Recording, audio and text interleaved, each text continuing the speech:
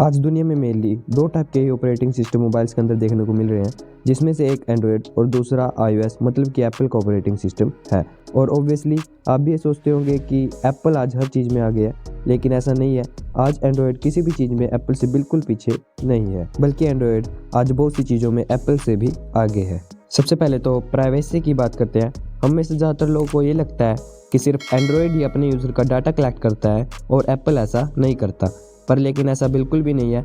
Android अब जैसे जैसे अपनी प्राइवेसी को इंक्रीज़ कर रहा है, वैसे ही एप्पल अपने प्राइवेसी के कॉन्सेप्ट से दूर जाता जा रहा है। एग्जाम्पल के लिए एंड्रॉयड और एप्पल के ऊपर एक रिसर्च परफॉर्म हुई, जिसमें ये देखा गया कि कौन क्या क्या और कितना डाटा कलेक्ट कर रहा है। जिसमें दो फ़ोन लिए गए, जिसमें से एक गूगल का पिक्सल और दूसरा आईफोन था। दोनों फ़ोनों को लगभग 10 मिनट के लिए रख दिया गया और ये चेक किया गया कि कौन ज़्यादा डाटा कलेक्ट करके अपने सर्वर पर भेजता है। इस रिसर्च में उन्होंने देखा कि जो गूगल का फ़ोन है वो हर 10 मिनट में लगभग 1 MB डाटा भेज रहा है, और जो एप्पल का मोबाइल है वो लगभग हर 10 मिनट में 42 KB डाटा भेज रहा था। अब ऑब्वियसली आपको 42 KB सुनकर ये लगेगा कि एप्पल तो अभी भी बहुत कम डाटा शेयर कर रहा है, तो इस बात में दम तो है, पर इतना भी नहीं। क्योंकि जो गूगल है उसका आपको पता ही होगा कि उसका पूरा का पूरा बिजनेस मॉडल एड्स पर ही डिपेंड करता है। बेसिकली गूगल को एक्यूरेट और टारगेटेड ऐड सही कस्टमर को दिखाने के लिए यूज़र की डाटा की जरूरत पड़ती है। वहीं अगर हम एप्पल की बात करें, जो कि ज़्यादातर ये बोलता है कि हम प्राइवेसी फोकस्ड हैं, वो भी डाटा ले रहा था, और वो इस 42 KB में डिफरेंट टाइप्स का डाटा ले रहा था, जैसे आसपास के डिवाइसेस और वाईफाई की जानकारी और GPS लोकेशन, जो कि अभी तक एंड्रॉयड भी नहीं ले रहा था। वो भी एप्पल अपने सर्वर पर सेंड कर रहा था, और भी बहुत सा सेंसिटिव डाटा था जो एप्पल कलेक्ट कर रहा था। मतलब कि एप्पल कम डाटा तो सेंड कर रहा है, पर वो यूज़र का क्वालिटी डेटा ले रहा है। अभी एप्पल ने अपने iOS 14.5 अपडेट में एक ऐप ट्रैकिंग ट्रांसपेरेंसी का फीचर ऐड किया था। बेसिकली इस फीचर की हेल्प से कोई थर्ड पार्टी एप्लीकेशन आपके डाटा को ट्रैक नहीं कर सकती थी, जिससे एप्पल तो आपको ट्रैक कर सकता है, पर कोई थर्ड पार्टी एप्लीकेशन बिल्कुल नहीं। बहुत लोग कहते हैं कि एप्पल ने सिर्फ ऐसा इसलिए किया ताकि वो मार्केट से अपने कॉम्पिटिटर को हटा सके, क्योंकि एप्पल सिर्फ अब हार्डवेयर ही नहीं बना रहा, अब वो धीरे धीरे सॉफ्टवेयर और सर्विसेज के सेक्टर में भी आ रहा है। और इस फीचर की हेल्प से एप्पल अपने कॉम्पिटिटर को ख़त्म करके खुद उस डाटा का यूज़ करके प्रॉफिट जनरेट करना चाहता है। मतलब कि एप्पल भी इतना दूध का धुला नहीं है जितना कि हम उसे समझते हैं। ये तो रही प्राइवेसी की बात। इसके अलावा भी और भी बहुत से फैक्टर हैं जिसमें एप्पल एंड्रॉयड से अभी भी पीछे है, जैसे कि डिज़ाइन और इनोवेशन। जब 2007 में एप्पल को इंट्रोड्यूस किया गया था, तब एप्पल को उसके डिज़ाइन और इनोवेशन के लिए ही जाना जाता था, लेकिन अब पिछले कुछ सालों में एप्पल अपने इस कॉन्सेप्ट से दूर जाता जा रहा है। आपने भी देखा होगा या फिर नोटिस किया होगा कि पिछले कुछ सालों में जितने भी आईफोन लॉन्च हुए हैं वो सभी लगभग एक जैसे ही हैं।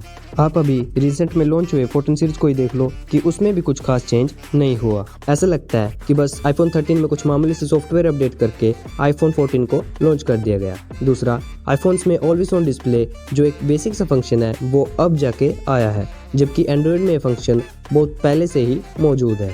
आईफोन X के बाद जितने भी आईफोन लॉन्च हुए हैं उन सभी के डिज़ाइन बिल्कुल सिमिलर से ही हैं, जबकि अगर आप दूसरी तरफ दूसरी कंपनीज को देखो तो वो आए दिन कोई ना कोई न्यू डिज़ाइन लॉन्च करते रहते हैं। एंड्रॉयड में तो अब आपको फोल्डिंग और रोलिंग फ़ोन भी देखने को मिल रहे हैं। और अगर हम आईफोन के प्राइजेस की बात करें तो आईफोन के प्राइजेस इंडिया में तो आसमान को छूते हैं। क्या आप सोच सकते हैं जितने का सिर्फ एक आईफोन आता है उतने पैसों की इंडिया में एक बहुत अच्छी क्वालिटी की बाइक आ जाती है। ऑब्वियसली सी बात है कि इतने महंगे आईफोन्स को कोई आम व्यक्ति तो बिल्कुल नहीं खरीद सकता। सिर्फ प्राइजेस ही नहीं, इसके अलावा भी बहुत सी बेसिक प्रॉब्लम्स है जो एक एंड्रॉयड मोबाइल यूज़र को आईफोन्स में फेस करनी पड़ती है। मुझे पर्सनली एक प्रॉब्लम आईफोन्स में ये फील होती है कि आईफोन्स में नेटवर्क की बहुत प्रॉब्लम रहती है। एंड्रॉयड के मुकाबले आईफोन्स में बहुत कम नेटवर्क रहता है। ये तो मुझे भी नहीं पता ऐसा क्यों होता है, लेकिन अगर आपको पता है तो कमेंट सेक्शन में ज़रूर बताना। इसके अलावा आप आईफोन्स में कोई म्यूज़िक आसानी से डाउनलोड नहीं कर सकते। बहुत से ऐसे ऐप हैं जो ऐप स्टोर पर अवेलेबल ही नहीं है। और सबसे मेजर प्रॉब्लम भाई, इसमें आपको फास्ट चार्जिंग देखने को नहीं मिलती। हम मानते हैं कि आप चार्जर फ़ोन के साथ नहीं दे रहे, तो कम से कम आप फास्ट चार्जिंग तो फ़ोन में दे ही सकते हैं। हाँ, मुझे पता है कि एप्पल में भी फास्ट चार्जिंग होती है, पर 18 से 20 वोट। कहाँ दूसरी कंपनीज 210 वोट का चार्जर भी मार्केट में उतार चुकी है, जिसके सामने एप्पल के चार्जर बिल्कुल खरगोश के सामने कछुए की तरह लगते हैं। इसके अलावा एप्पल में आपको बेसिक से नोटिफिकेशन भी फ़ोन में देखने को नहीं मिलते। इसमें आपको नेटवर्क स्पीड देखने को नहीं मिलती।